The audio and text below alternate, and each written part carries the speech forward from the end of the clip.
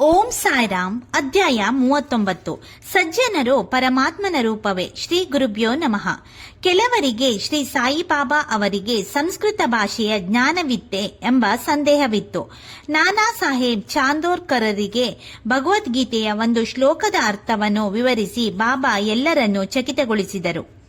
ಭಗವದ್ಗೀತೆಯ 4ನೇ ಅಧ್ಯಾಯದ 34ನೇ ಶ್ಲೋಕವಾದ ತದ್ವಿದ್ದಿ ಪ್ರಣಿಪಾತೇನ್ ವನ್ನು ನಾನಾ ಸಾಹೇಬರು ಬಾಬಾ ಅವರ ಕಾಲೊತ್ತುವಾಗ ಹೇಳುತ್ತಿದ್ದರು.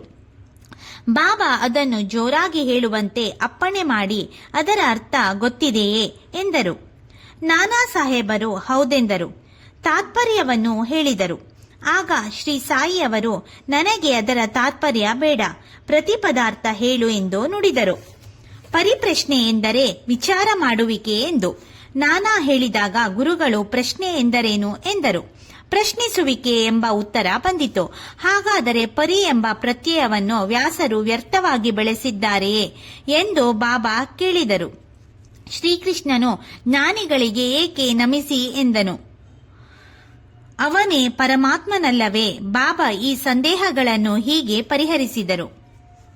ನಾನು ಜ್ಞಾನಿಗಳಿಗೆ ನಮಸ್ಕರಿಸಿದರೆ ಸಾಲದು, ಪೂರ್ತಿ ಶರಣು ಹೋಗಬೇಕು. ವಿಚಾರ ಮಾಡಿದರೆ ಸಾಲದು, ಅದು ಗಂಭೀರವಾಗಿರಬೇಕು. ಗುರುಗಳನ್ನು ಪರೀಕ್ಷಿಸಲು ಹೋಗಬಾರದು. ಸೇವೆಯಲ್ಲಿ ನಿಸ್ವಾರ್ಥ ಮನೋಭಾವ ಬೇಕು. ಇದು ಜ್ಞಾನೋಪದೇಶಕ್ಕೆ ಸಾಧಕವಾಗುತ್ತದೆ. ಗುರು ಶಿಷ್ಯರಿಬ್ಬರಲ್ಲೂ ಶಕ್ತಿ ಪ್ರವಹಿಸಬೇಕು. ಗುರುವಿನ ದೈವಿ ಶಕ್ತಿಯೇ ಶಾಶ್ವತವಾದದ್ದು. ದೇವರು, ಜೀವ ಜಗತ್ತು, ಶರೀರಗಳ ನಿಜ ಸ್ಥಿತಿಯನ್ನರಿಯಬೇಕಾದರೆ ಗುರುಗಳ ಮಾರ್ಗದರ್ಶನ ಬೇಕೇ ಬೇಕು. ಬಾಬಾ ಅವರು ಗುರು ಶಿಷ್ಯ ಸಂಬಂಧಗಳನ್ನು ವರ್ಣಿಸಿ ಪ್ರಣಿಪಾತ್ ಎಂದರೆ ಸಂಪೂರ್ಣ ಶರಣಾಗತಿ ಎಂದರು. ಭಕ್ತರು ಸಜ್ಜನರನ್ನು ಪರಮಾತ್ಮನ ರೂಪವೆಂದೇ ತಿಳಿದು ಅವರನ್ನು ಪೂರ್ಣವಾಗಿ ಆಶ್ರಯಿಸುತ್ತಾರೆ ಎಂದು ವಿವರಿಸಿದರು. ಸಮಾಧಿ ಮಂದಿರದ ನಿರ್ಮಾಣಕ್ಕೆ ಬಾಬಾರವರ ಸಮ್ಮತಿ.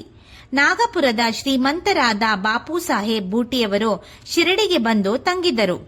ಅವರ ಮನದಲ್ಲಿ ಅಲ್ಲೊಂದು ಧರ್ಮಶಾಲೆಯನ್ನು ನಿರ್ಮಿಸುವ ಬಯಕೆ ಮೂಡಿತು. ಒಮ್ಮೆ ಅವರ ಕನಸಿನಲ್ಲಿ ಬಾಬಾ ಕಾಣಿಸಿಕೊಂಡು ಇಲ್ಲಿ ಧರ್ಮಶಾಲೆ, ದೇವಸ್ಥಾನವನ್ನ ಕಟ್ಟು ಎಂದು ಹೇಳಿದರು.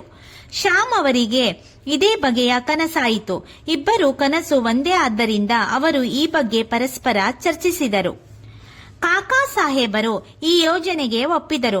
ಬಾಬಾ ಅವರ ಮುಂದೆ ಇದನ್ನು ಪ್ರಸ್ತಾಪಿಸಿದಾಗ ಇದಕ್ಕೆ ಅನುಮತಿ ದೊರಕಿತು. ಶ್ಯಾಮ್ ಅವರ ನೇತೃತ್ವದಲ್ಲಿ ಧರ್ಮಶಾಲೆಯ ನಿರ್ಮಾಣ ಕಾರ್ಯ ಆರಂಭವೂ ಆಯಿತು.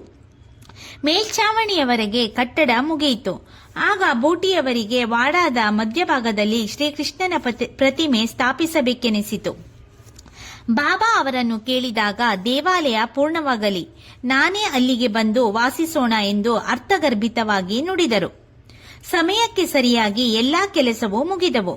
ಮುರಳೀಧರ ಕೃಷ್ಣನ ಪ್ರತಿಮೆ ಇನ್ನೇನು ಸಿದ್ಧವಾಗಬೇಕು ಎನ್ನುವಾಗ ಬಾಬಾ ದೇಹತ್ಯಾಗ ಮಾಡಿ ತಮ್ಮನ್ನು ಅಲ್ಲಿ ಸಮಾಧಿಗೊಳಿಸಬೇಕೆಂದು ಬಯಸಿದರು. ಹೀಗೆ ಶ್ಯಾಮಸುಂದರ ಕೃಷ್ಣನ ದೇವಸ್ಥಾನದಲ್ಲಿ ಬಾಬಾ ಅವರ ಮಹಾಸಮಾಧಿ ನಂತರ ಆಯಿತೆಂಬಲ್ಲಿಗೆ ಶ್ರೀ ಸಾಯಿ ಸಚ್ಚರಿತೆಯ 39ನೇ ಅಧ್ಯಾಯವು ಸಂಪೂರ್ಣವಾಯಿತು. ಓಂ ಶ್ರೀ ಸಾಯಿನಾಥಾಯ ನಮಃ.